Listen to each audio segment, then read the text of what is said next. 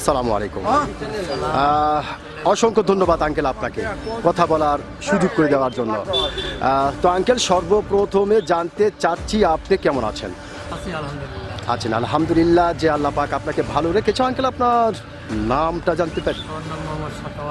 মোহাম্মদ সাখাওয়াত হোসেন। সুন্দর একটি নাম আপনার, অত্যন্ত চমৎকার একটি নাম আপনার, এবং আপনার নাম শুনে এবং মোটামুটি আপনাকে সামনাসামনি দেখে যেটা বোঝা যাচ্ছে, আপনি দুর্দান্ত একজন সাহসী মানুষ। এটা কিন্তু আপনাকে দেখে বোঝা যাচ্ছে আপনার একজন প্রচণ্ড সাহসী মানুষ।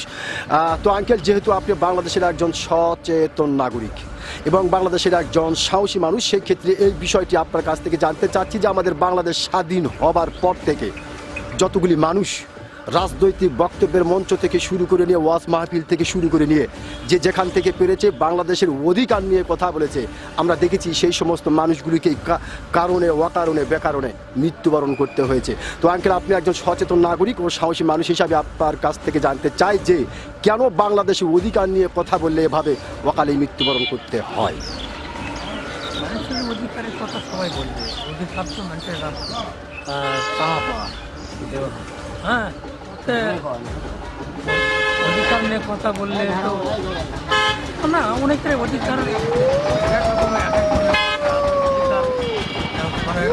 পূরণ হচ্ছে না, তার জন্য এই ধরনের কথাবার্তা। হ্যাঁ, মানে আমরা দেখতে পাচ্ছি যে বাংলাদেশের যারাই বাংলাদেশের অধিকার নিয়ে কথা বলে তারা কিন্তু বেশি দিন তাদেরকে আমরা দেখতে পারি যে দুনিয়া থেকেই বিদায় করে দেওয়া হয়। তো আসলে কেন এটা হয়, কেন এটা হচ্ছে?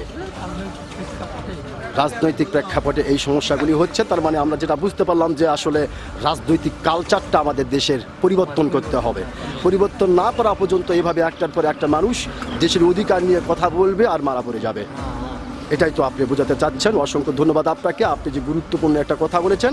আমি আশা করব আপনার এই গুরুত্বপূর্ণ কথাটি বাংলাদেশের অনেক মানুষের কাছে গ্রহণযোগ্য হবে। ধন্যবাদ আপনাকে।